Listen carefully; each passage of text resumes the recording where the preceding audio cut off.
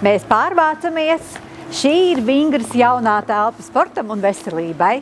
Mēs esam atraduši daudz, man liekas, labāku lokāciju.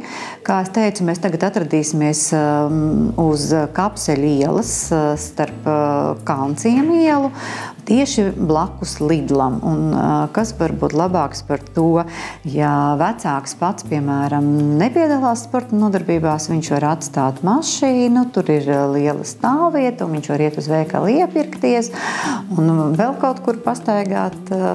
Ļoti skaists, man liekas, ir Āgenskalns un Kalnciem ielas rajons.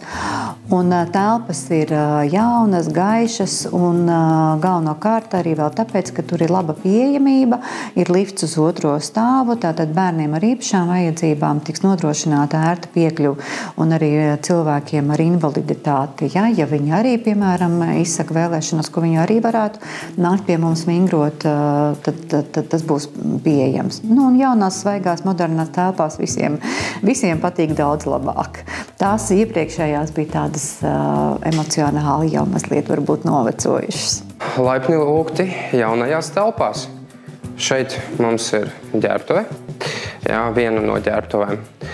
Tālāk otrajā pusē es jums parādīšu, arī būs otra ģērbtuvīte.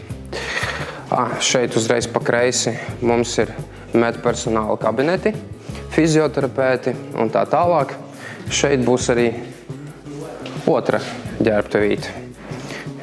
Un uzreiz pa kreisi vēl viens kabinets. Tur jau ir pilns. Un šī plašā telpa, šeit mums notiks sporta aktivitātes. Ne tikai bērniem, bet arī pieaugušajiem.